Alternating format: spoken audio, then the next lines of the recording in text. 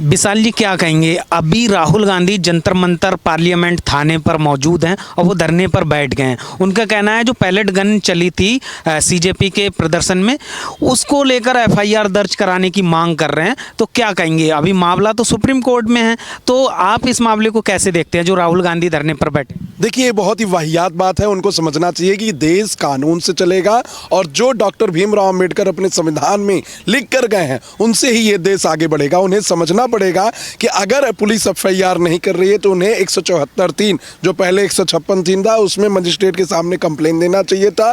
उसमें magistrate cognizance लेते और एफआईआर दर्ज करते। ये होता है लीगल प्रोसीजर। दूसरी बात, इसी मामले में ऑनरेबल सुप्रीम कोर्ट 5 सदस्यों की एक कमेटी बनाई है और उस कमेटी का रिपोर्ट आना बाकी है। ऑनरेबल सुप्रीम कोर्ट खुद ही देख रहा है कि अगर ऐसी कोई बात होगी तो वो इसके लिए एफआईआर भी दर्ज करेंगे, ऐसे व्यक्ति को जिम्मेदार भी ठहराएंगे और नौकरी भी लेंगे। लेकिन जब सुप्रीम कोर्ट में मामला चल रहा है और कमेटी भी बनी हुई है, जांच भी हो रही है, तो उस पर ये जिस तरीके की बातें कर रहे हैं राहुल गांधी जी, या धरना दे रहे हैं या लोगों का आवागमन रोक रहे हैं, मुझे लगता है कि वो बस एक राजनीतिक विरोध है और लोकतंत्र पे बहुत बड़ा हमला है। क्योंकि आप माननीय सुप्रीम कोर्ट को नहीं मान रहे हैं और जो भारत में डेमोक्रेसी चलती है, जो कॉन्स्टिट्यूशन में बात कही गई है, उसमें सेपरेशन ऑफ पावर की बात कही गई है। सुप्रीम कोर्ट अपने आप में एक अथॉरिटी है, ये पार्लियामेंट के सदस्यों को मानना पड़ेगा।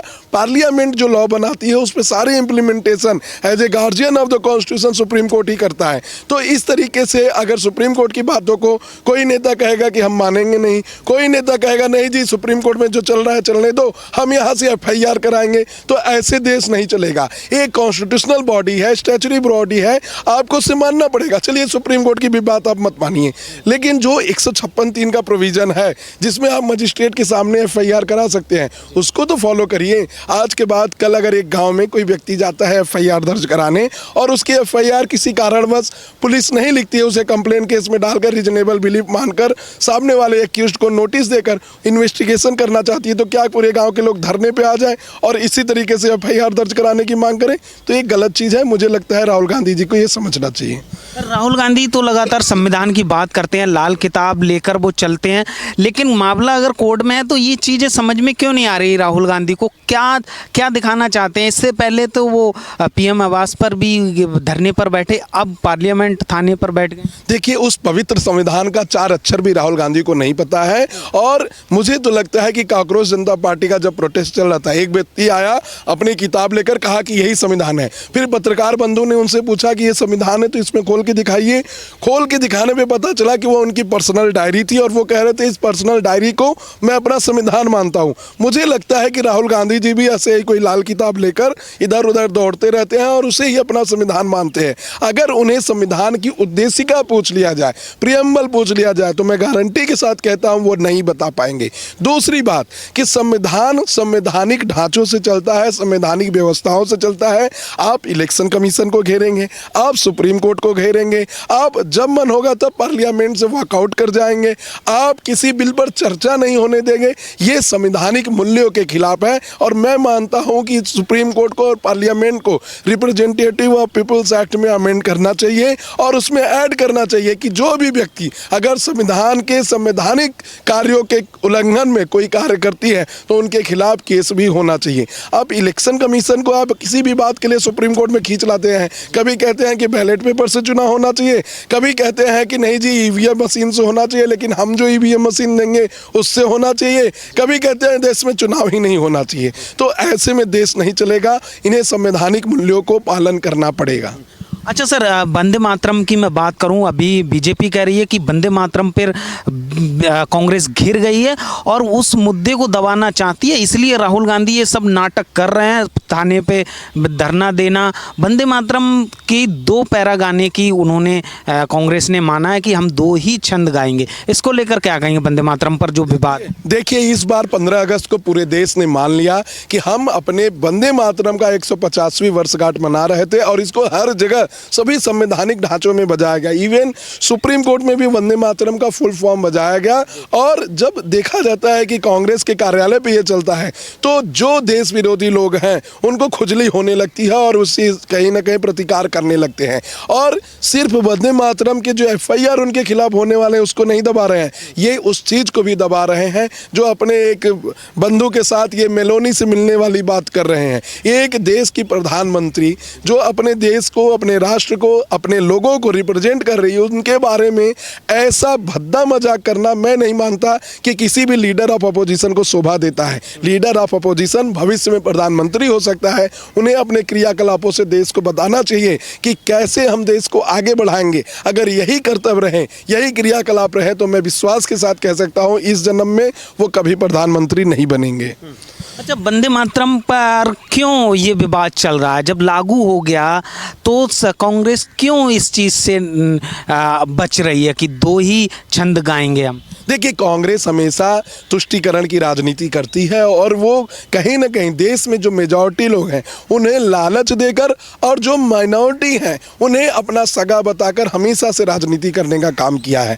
आप देखिए कि सिर्फ वंदे मातरम की ही बात नहीं, मदरसे की बात आएगी तब भी यही कांग्रेस के लोग खड़े रहेंगे। राम मंदिर बनने की बात आई तब भी यही कांग्रेस के लोग सुप्रीम कोर्ट में खड़े होकर विरोध किए।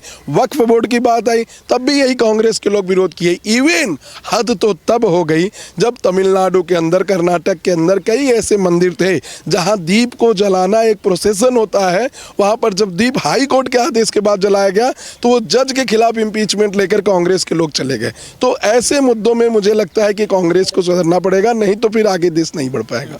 अच्छा, कुछ मुस्लिम धर्मगुरु हैं वो तो कह रहे हैं कि हमारे मजहब के खिलाफ वंदे मातरम, खड़े हो जाएंगे लेकिन गाएंगे नहीं। अब अगर आगे चलकर कोई ऐसे कहने लगे कि राष्ट्रगान हमारे हित के खिलाफ है, देश के खिलाफ है या धर्म के खिलाफ है या वंदे मातरम खिलाफ है, तो मैं नहीं चाहता कि ऐसे लोग भारत में रहने के काबिल हैं। इन्हें अपना देश छोड़कर ऐसे देश में चला जाना चाहिए जहां इनका मजहब सुरक्षित हो और ये लोग अपने मजहब को फुल्ली एसोसिएट और एकोमोडेट कर सकें। आप देखिए कि भारत एक ऐसा देश है जहां सबसे ज़्यादा मुस्लिम आगे बढ़े हैं। अगर इस देश में भी मुस्लिम ऐसे कहने लगे तो कहीं ना कहीं देश को दिक्कत होगी। सर, कुछ विपक्ष के लोग ये भी कह रहे हैं कि वंदे मातरम को संविधान ने दो ही छंद स्वीकार किए हैं, इसमें कितनी सच्चाई? ये सरासर झूठ है। माननीय बाबा भीमराव अंबेडकर साहब वंदे मातरम को पूरी तरीके से अंगीकृत करना चाहते थे। कांग्रेस के लोगों ने उनका विरोध किया। इवन कांग्रेस के लोगों ने बाबा भीमराव अंबेडकर सांसद न बन पाए, लोकसभा राज्यसभा न पहुंच पाए, उनके खिलाफ अपने प्रत्याशी भी उतारे। तो आज ये संविधान लेकर चलते हैं, भीमराव अंबेडकर साहब की बात करते हैं, लेकिन यही लोग थे उनके जीते जी उनके पीठ पीछे विरोध करते थे। उनको चुनाव हराने में काम किया है इन लोगों ने और ये चाहते थे कि कभी वो देश के लिए कुछ काम न कर पाए। देखिए, पंडित नेहरू जी हमेशा से चाहते थे कि उनके हिसाब से देश चले और उन्हीं के हिसाब से संविधान भी बने, लेकिन डॉक्टर भीमराव अंबेडकर ने बहुत ही अच्छा संविधान इस देश को दिया और उसका खुन्नस कहीं ना कहीं वो आगे चल के निकाल रहे थे। तो मैं सबको कहता हूँ गारंटी के तौर पर कि ये कहीं नहीं लिखा है कि वंदे मातरम संविधान में ये लिखा हो कि दो ही छंद बजाएंगे। पूरी तरीके से मानने की बात की जा रही है। वो कह रहे हैं कि बीजेपी जबरदस्ती थोप रही है लोगों पर और ये जो असल मुद्दे हैं उनसे बचना चाहती है बीजेपी। नहीं, देखिए, असल मुद्दे तो हो ही रहे हैं। 370 हट गया, राम मंदिर बन गया, देश में सुरक्षा की व्यवस्था बढ़ रही है। हम चौथे अर्थव्यवस्था पूरे विश्व में रखने वाले लोग हैं। हमारे यहाँ बहुत सारी कंपनियाँ आ रही हैं, कई ट्रिलियन की इकोनॉमी हम कर रहे हैं। तो असल मुद्दे में तो हम आगे हैं ही, लेकिन साथ साथ हमें अपने देश के वीर जवानों को भी याद करना पड़ेगा। अभी मैं एक वीडियो देख रहा था जो देख के बहुत दुख हुआ कि एक महिला है जो कह रही है कि हम जेनजी हैं तो हम कुछ भी कर सकते हैं। जी, तो ऐसे मुद्दे पर देश को बताना पड़ेगा कि हमारे वीर जवानों ने अपने देश के लिए कितनी सहानुभूति दी है और क्या क्या खोया। अगर उनकी रिस्पेक्ट लोग नहीं करेंगे तो एक समय आएगा जब वो बगावत कर जाएंगे। आखिर देखिए, आज पाकिस्तान हमारा जो पड़ोसी देश है वहाँ तो सैनिक की ही शासन है। अगर वैसा शासन अगर भारत में भी हो जाए तो हम क्या किस स्थिति में आ जाएंगे। तो लोगों को अपने देश से प्यार करने सिखाना, मातृभूमि के लिए सर कटाना और अपने देश के लिए बलिदान देना सिखाना कोई गलत बात नहीं है। और वंदे मातरम की जहाँ तक बात रह गई तो ये पूरे देश को एकीकृत अंगीकृत करने की बात है, कहीं से किसी के खिलाफ नहीं। अगर किसी के धर्म के आड़े में आ रहा है तो उससे ज़बरदस्ती भी नहीं है, लेकिन लोगों को सोचना चाहिए कि जिस देश में रह रहे हैं अगर उसकी मातृभूमि की वंदना करने में आपका धर्म आड़े में आ रहा है तो आप उस देश में रहने के लायक नहीं है। अच्छा, एक वो सवाल मेरा आखिरी है। जैसे प्रधानमंत्री ने लाल किले से दिमागी नक्सल की बात करी, नक्सली की बात करी, वो क्या है, क्या कुछ समझ में आता है ये?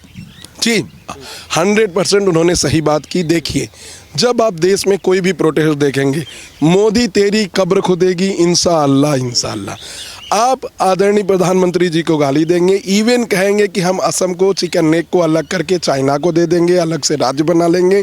कुछ लोग चाहते हैं कि देश के अंदर पंजाब भी अलग हो जाए, खालिस्तान एक राष्ट्र बन जाए।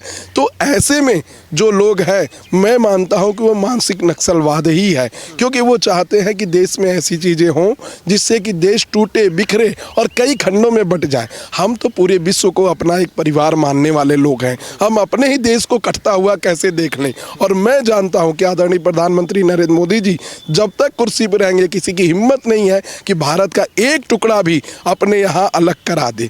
और इसीलिए हम लोगों ने 2014 में उनको चुन के लाया भी है, क्योंकि 2014 के पहले अगर सैनिकों को भी कोई मार देता था, विदेशी लोग या अपने पड़ोसी लोग, तो उनका भी सम्मान नहीं होता था। आज सैनिकों का भी सम्मान हो रहा है, शहीदों का भी सम्मान हो रहा है, अच्छे से अच्छे बॉर्डर फोर्सेस बनाए जा रहे हैं। और मेरा जहाँ तक मानना है कि 2% से ज़्यादा जीडीपी में रक्षा के लिए बढ़ोतरी हुई है।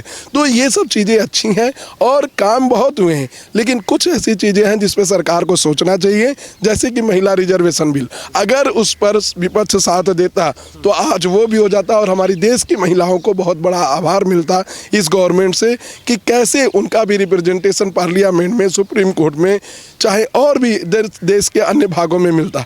तो ये सब चीज़ें हैं जो होनी चाहिए और विपक्ष हमेशा से विरोध करता रहा है। मुझे लगता है कि ये विरोध ही उसके हारने का कारण बनेगा।